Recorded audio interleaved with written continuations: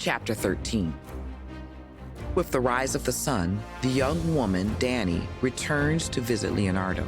Leonardo hands Danny a cloth, showing her a brush wrapped inside.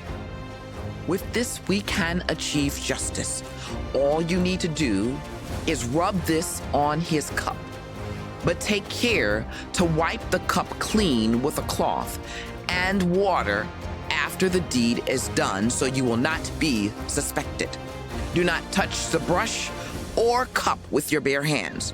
The poison will be negated when the cup is washed. Please be careful. We don't want to risk being caught. There will be other opportunities if we need to delay. The woman takes the wrapped brush from Leonardo and carefully places it in an apron pocket. Taking a deep breath to steady herself, I am more happy to gain back the family honor. I'll do what is needed to rid the earth of this evil man. Leaving Leonardo's home, she heads directly to the church grounds to begin her day's work. Danny is nervous. She enters the kitchen, as is her habit, to pick up early morning food for the bishop. With shaky legs, Danny begins to leave the kitchen and head for the bishop's room. Her supervisor, Anita, notices Danny's demeanor and comments, "Dear, are you okay? You look a little pale this morning." "Yes, ma'am.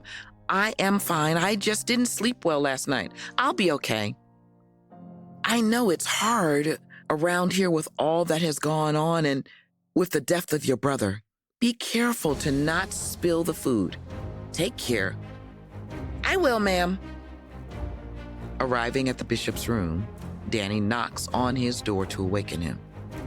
"Your Holiness, I am here with your breakfast." Hearing nothing, Danny knocks again and speaks a little louder. "Your Holiness, I am here with your breakfast." Hearing no sounds, Danny tries the door and finds it's locked. She starts to head back to the kitchen when she finds one of the church guards at the foot of the stairs. "Guard, I've tried to deliver the bishop's breakfast, but he doesn't answer. His door is locked and I don't hear sounds from inside. Did he leave early?" "No, I have no knowledge of him leaving." The guard follows Danny back to the bishop's room and knocks loudly on the door. "Your Holiness, please answer the door immediately." Hearing nothing, the guard proceeds to put his shoulder to the door, and after other guards join him, and with a strong push, the door opens. The guard finds the bishop is in his bed with his arms outstretched. There is a cup on the floor. A guard rushes from the bishop's room to the adjacent priest's room. The guard knocks and, upon hearing nothing, tries to enter. The priest's door is unlocked. The guard enters to find Father Luciano on the bed with his neck cut. The guard rushes to Father Largo's room to find the same thing. The father is on the floor in a puddle of blood with his bloody hands grasping his neck, trying to stop the bleeding. When the church physician finally arrives, he turns to the bishop's body. The bishop has died from arsenic poison. Here on the nightstand is the bottle the arsenic came from, and there is the smell of arsenic on the cup and his lips. Be careful touching the cup and bottle, lest you join the bishop. The physician covers the bishop and slowly walks out the room. Everyone backs out of the room and the door is closed, with a guard placed at the entrance. With word reaching Leonardo and Alberto of the murders, the two head towards the church. As they arrive, Raffaello is leaving the church grounds. Raffaello approaches Leonardo. "I know you have heard. There are a few secrets in this city kept from you."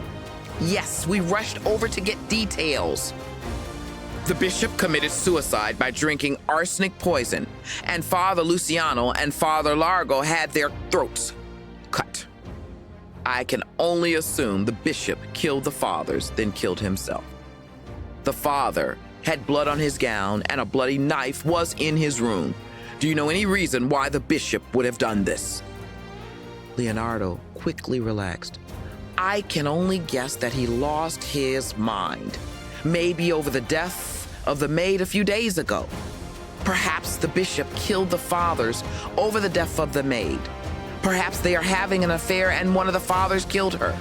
The bishop became enraged and killed the two fathers, not knowing which one had killed her. Then, in his horror over the act, committed suicide. Raffaello shrugs his shoulders.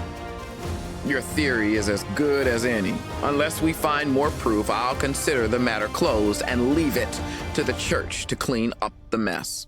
Leonardo and Alberto head to the church grounds to give their friends support. With the rising sun, one of the maids stares out the top window from the new Defancio home. In the distance, she observes a long line of wagons headed in the direction of the home. Stopping her work, she rushes down the steps, calling out, "I see the final wagons coming!" Belinda breaks into a smile as she rushes to get dressed and greet her husband. After leaving the bedroom, she rushes down the steps to the kitchen. As she enters, she sees the head cook. "Please, quickly prepare a feast for the men. The final wagons will arrive soon and everyone deserves to be well fed." With a smile, the head cook bows. Turning, she begins to instruct the staff as the kitchen kicks into frantic activity to be ready. Defancio, Constantina, and Belinda meet at the front of the home and watch the wagons and guards slowly turn down the road towards the house. A horseman breaks ahead of the group and races to the house. Dismounting, Matteo rushes to Belinda, giving her a grand hug and kiss. Afterwards, Matteo turns to Defancio and Constantina. "Did Andre's wagons make it through all right?" Defancio smiles. "Yes, they had a small attack, but everyone came through okay. No wagons were lost. I don't think the attackers will be a problem anymore." Matteo, with his arm around his wife, says, "I had success in the seaport village, and we can start building a new dock for our ships. We should also start patrolling the roads between here and there to make the land safer for transporting." Defancio responds, "Enough business, let's relax, eat, and talk about our new life." The servants come out to start laying out the feast for the arriving wagon drivers and guards. The family goes inside to sit and talk while food is brought out. Belinda smiles and leans into Matteo to whisper, "My surprise is that you're going to be a father." Matteo leans back with a grand smile, then quickly asks, "Am I the first to know?" Belinda smiles. "Besides me, yes. I wanted to wait and reveal the good news to you." Constantina, seeing the two talking in whispers, asks, "Should I ask what you're talking about?" Belinda smiles again. "Yes, Mother. I am with child." Defancio says, "Well, this day is just amazing. My children have blessed us with the greatest of news. I was about to tell Matteo that I'm turning the business over to the two of you, and I will sit back and just help you, but I guess you may desire help babysitting as well." Constantina gives Defancio a kiss. "Now, dear, let's not put too much stress on them." Belinda smiles at Matteo. "Father, you are too young to just retire. There is much to do, and you and Mother must help us." Andre enters the dining area and smiles at the happy family. "Sir, I wish to report that everything from the first wagons has been stored as requested. We will start on the second load after the men are refreshed." "Andre, my good man, come and sit and join us this day. Belinda and Matteo are going to have a baby," Defancio says. Andre pulls up a seat at the table as the staff rush to add a new setting. Edmondo enters the area. "Sir, I heard much noise. Is everyone okay?" Defancio laughs. "More than okay. Join us, sir. We are celebrating the family being together, and a new baby is on its way. You are like one of the family. Come join us and celebrate." Edmondo smiles and sits next to Andre as the family celebrates a new member. Defancio says, "Matteo, since you are now in charge, don't forget to tell Master Leonardo of our happy state." Matteo replies, It will be one of my first duties after we finish celebrating, Father. The next day, late in the afternoon, Matteo and Defancio, along with Armando and Andre, survey the underground vault now holding the crates of the Freemason treasure. This will hold us for the near future, but I fear we need another solution for the long term, Matteo says. Defancio nods. Perhaps Master Leonardo will have a plan. I suspect he too would like to retire from the stress of leadership. Matteo to the small group. Come, it is time to seal the crypt.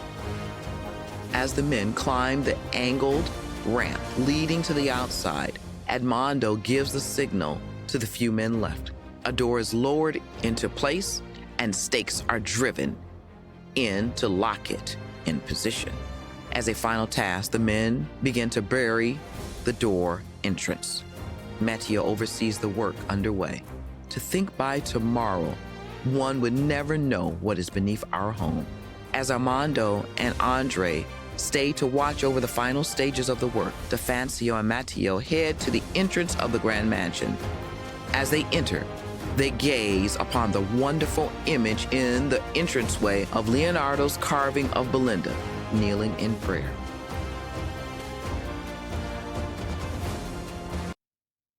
Please like and subscribe the Watcher in the Fall channel.